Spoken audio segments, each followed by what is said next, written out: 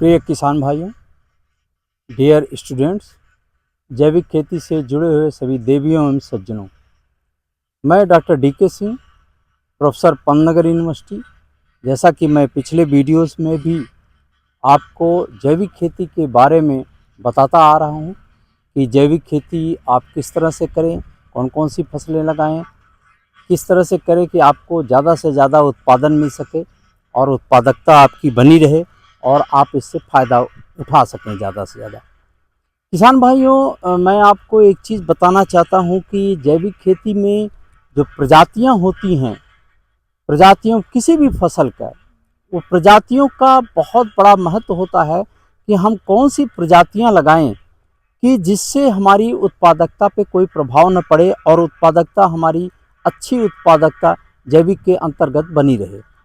और विशेष रूप से जो इस सीज़न की, जो जाड़े की सीज़न की फसलें हैं, जैसे कि गेहूं हुआ, आपका मस्टर्ड हुआ, इन दलहनी फसलों में तो कोई विशेष फ़र्क नहीं पड़ता, लेकिन जो जाड़े की इस समय की जो ऑयल सीड की फसलें हैं और जो गेहूं है, उसमें काफ़ी प्रभाव पड़ता है, क्योंकि इस समय जो ठंड होता है, ठंड में जो हम कंपोस्ट डालते हैं, जो ऑर्गेनिक सोर्सेज डालते हैं, उसमें उसको बोलते हैं मिनरलाइजेशन, उसमें जो उपलब्धता होती है न्यूट्रिएंट की, वो थोड़ी सी कम होती है जाड़ों में।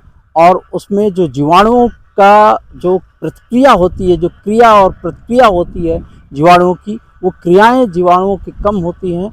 इस वजह से उपलब्धता की थोड़ी सी समस्या रहती है। तो जैसा कि मैंने बताया, प्रजातियों का बहुत बड़ा, हालांकि अभी जैविक के अंतर्गत प्रजातियां बहुत कम विकसित हुई हैं। इस तरफ अभी वैज्ञानिक लोग विशेष रूप से जो प्रजातियां विकसित करते हैं, प्लांट ब्रीडर्स, उन लोगों का अब धीरे धीरे इस पर धीरे धीरे उनका रुझान आ रहा है और वो लोग भी प्रजातियां डेवलप करना शुरू किए हैं। इसी क्रम में कुछ लाइंस जो है ऑयल सीड की, मस्टर्ड की, ICAR Indian institute of oil seed research जो भरतपुर में है, वो मस्टर्ड की कुछ लाइनें अभी इन प्रजातियों में नहीं विकसित हुई हैं। कुछ लाइनें इन्होंने डेवलप किया हुआ है और उसमें से, हालांकि बहुत सारी लाइनें हम यहाँ अगर आप देखें तो बहुत सारी लाइनें हम इवेलुएट कर रहे हैं, लेकिन उसमें से कुछ लाइनें बहुत अच्छा परफॉर्म कर रही हैं, बहुत बढ़िया परफॉर्म कर रही हैं। जैसे कि OMM 6 है, OMM 11 है, OMM 11 उसका नाम है, OMM 14 है। ये जो लाइन्स हैं, ये जो अभी डेवलप कर रही हैं, ये जैविक के अंतर्गत बहुत अच्छा परफॉर्म कर रही हैं। इसमें हमने क्या किया है कि 50 कुंटल गोबर की खाद डाला हुआ। हालांकि इसके पहले हमने इसमें नर्सरी लगाया हुआ था, धान की पूरी नर्सरी इसमें लगी हुई थी, और नर्सरी से पहले हमने ग्रीन मैन्योर, 40 दिन की केवल फसल ग्रीन मैन्योर इसमें लगाया हुआ था। ग्रीन मैन्योर को इनकॉर्पोरेट करके 40 दिन की फसल को हमने पूरी नर्सरी धान की इसमें लगाई हुई थी। नर्सरी के बाद हमने जो मस्टर्ड है, इसमें 50 कुंटल प्रति हेक्टेयर के हिसाब से कंपोस्ट, सड़ी हुई गोबर की खाद इसमें हमने इस्तेमाल किया हुआ है। 18 कुंटल प्रति हेक्टेयर के हिसाब से वर्मी कंपोस्ट इस्तेमाल किया हुआ है।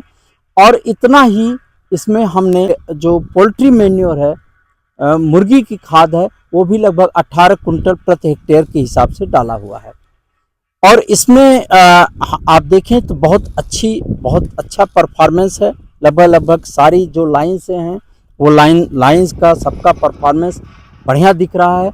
ये जो जितनी हमने खाद थी, खाद हमने बुआई के समय पे ही हमने इसमें डाल दिया, जो हमने बताया, 50 कुंटल गोबर की खाद सड़ी हुई और 18 कुंटल वर्मी कंपोस्ट और 18 कुंटल ही मुर्गी की खाद। हाँ, एक चीज़ और है किसान भाइयों, जो भी खाद जब हम डालते हैं, चाहे वो कंपोस्ट डालें, चाहे वर्मी कंपोस्ट डालें, खेत में डालने से पहले उसमें हम ट्राइकोडर्मा सूडोमोनास डाल के और उसको शोधित कर देते हैं, 10 दिन के लिए रख देते हैं, फिर उस खाद को हम इसमें डालते हैं। इसमें हमने बुआई के बाद लगभग 25-30 दिन के बाद, लगभग 30 दिन पे हमने पहला पानी इसमें लगाया जब पानी लगाया तो इसमें खरपतवार की समस्या बहुत हुई, खरपतवार भी इसमें उगाए बहुत। तो खरपतवार के लिए अगर देखें तो हम 2 बार इस तरह से हमारा हो है, ये हो जो है ये बहुत बढ़िया काम करता है।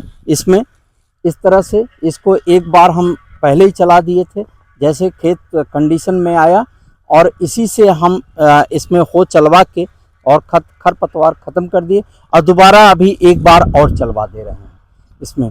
तो इस प्रकार जो है खरपतवार भी इसमें कोई नहीं है। अगर आप देखें तो खेत बढ़िया बना हुआ है। और एक बात और ध्यान देने की बात होती है किसान भाइयों, कि जब हम ये सरसों लगाते हैं तो इसमें जनरली हमने ये पाया है कि कुछ कीड़े लग जाते हैं जो पत्तियों को खाते हैं, स्पेशली बिहार हेरी कैटरपिलर होता है वो भी खाता है, कुछ और बीटल्स आते हैं वो भी खाते हैं। तो इसमें भी हमारे कुछ कीड़े लगे हुए थे। तो हमने, जैसा कि पहले भी आपको बताया हुआ है, कि बायोपेस्टिसाइड हम खुद बनाते हैं। 10 लीटर काऊ यूरिन में 2 किलो उसमें लहसुन डाल देते हैं, और 1 किलो हरी चिली, जो ग्रीन चिली होती है, हरी जो मिर्च होती है, हरी मिर्च उसमें डाल देते हैं। इनको डाल के लगभग 10 से लेके 20 दिन तक उसमें छोड़ देते हैं। इसके बाद इनका 3% का छिड़काव हम बराबर करते रहते हैं 10 दिन या 15 दिन के अंतर पर। तो पहले शुरू में कुछ कीड़े लगे थे, लेकिन जैसे हमने 2 छिड़काव किया तो उसमें कीड़े भी नहीं लगे हुए हैं। तो इस प्रकार जैविक में अब जो है वो प्रजातियों के विकास पे भी कार्य होना शुरू हो गया है। कुछ वैज्ञानिक जो है, जो स्पेशली प्लांट ब्रीडर्स, वो प्रजातियों के विकास पे भी काम कर रहे हैं।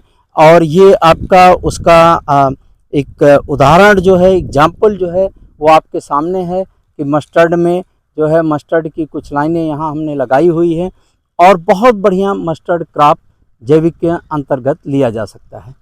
ऐसे मैं छोटे छोटे वीडियोस आपको बना के दिखाता रहूँगा, आपको जानकारी देता रहूँगा।